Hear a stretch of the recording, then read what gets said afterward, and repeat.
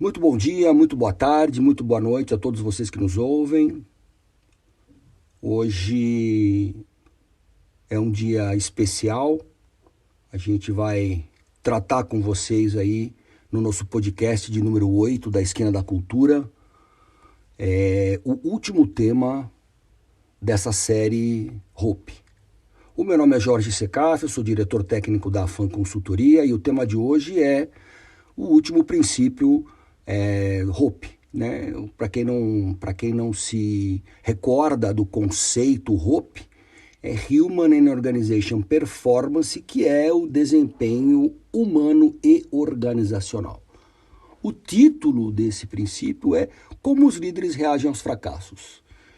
Tem uma relação bastante forte com a liderança esse princípio e, obviamente, eu vou começar falando um pouquinho sobre liderança. A liderança é a guardiã de um processo de cultura organizacional. Toda vez que a gente começa um processo de transformação cultural, obviamente a gente inicia ali pela alta direção, conversando, educando, explicando, conscientizando, aí traçando os valores e as competências para a organização, obviamente relacionadas à segurança. E em seguida a gente trabalha fortemente com a liderança, na educação dos líderes, né, na inserção de soft skills, como engajar pessoas, como motivar pessoas, como se comunicar nos diálogos de segurança. A gente ensina o pessoal da liderança a realizar corretamente os rituais de segurança, observação de segurança. A gente ensina o pessoal a cascatear esses conceitos de segurança para as pessoas que ele lidera. Então, enfim, acho que com relação à importância da segurança para esse pessoal, né, a importância do líder num processo de transformação ou implementação ou aperfeiçoamento de cultura de segurança, estamos todo mundo de acordo aqui, né? A liderança tem um papel bastante importante, né? A gente sabe que 88% das decisões em segurança passam pela média liderança. Então, trabalhar com esse pessoal é muito importante. E esse princípio tem uma relação bastante forte com a liderança. Como de costume, nós vamos passar aí pelo processo de fundamentação do princípio. Em todos os processos Hope, nós tivemos o cuidado de fundamentar aí o princípio para que a gente possa ter uma conversa bem equilibrada e clara para todo mundo.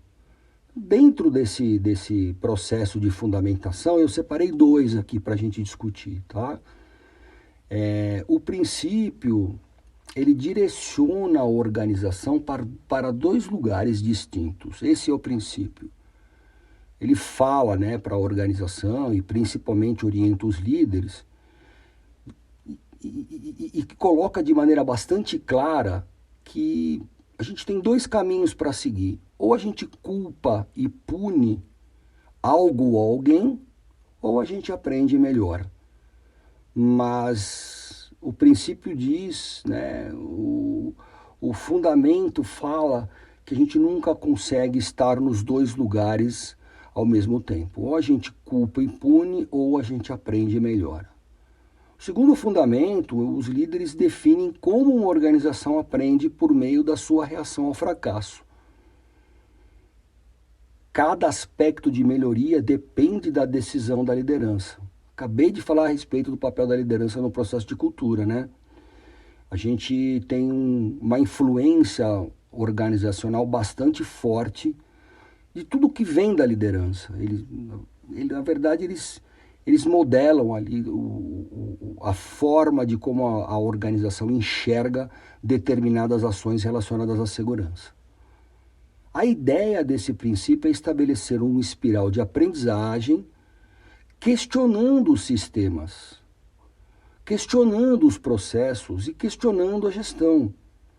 Eu não estou dizendo para nós questionarmos, né, a liderança questionar, a postura organizacional questionar, quando a gente tem falhas, quando a gente tem acidentes, quando nós apresentamos incidentes. A ideia disso aqui também é proativa, é questionar quando as coisas estão funcionando bem, quando a gente está com bons resultados. Essa é a ideia do princípio, não questionar apenas situações ocorridas, porque para o princípio isso é reativo. Ele quer que a liderança, a reação da liderança também seja expressada para quando as coisas estão bem, quando os indicadores estão verdes, quando os resultados estão corretos. Essa é a ideia desse princípio. Obviamente, então, vem 4 perguntinhas para que a gente possa refletir a respeito do princípio, obviamente. O que está acontecendo na sua organização quando nada de ruim está acontecendo? O que está acontecendo na sua organização quando nada de ruim está ocorrendo? Está tudo bem. Como a organização discute as metas verdes? O que tem por trás dos resultados positivos? E quais são os processos, defesas ou controles que estão funcionando bem para se evitar eventuais acidentes? Estas perguntas deveriam estar sendo feitas pela sua liderança, mesmo quando os eventos não aconteçam. Eu acabei de dizer para vocês. Discutir o que tem por trás dos bons resultados é uma sacada proativa. Então faça essas perguntas para a sua liderança. Pergunte a eles como eles discutem as metas verdes, o que tem por trás dos resultados positivos, o que a gente está fazendo quando está indo tudo bem. Escutar os líderes com este tipo de questionamento faz com que a gente entenda bastante como a organização funciona com relação à segurança. Tudo que a gente faz numa organização, de uma maneira ou outra, é observado por alguém. E na função do líder, a resposta dada aos trabalhos, às atividades, bem ou mal sucedidas, é sentida por todos. Por isso a importância de perceber como os líderes reagem a um bom ou a um mau resultado.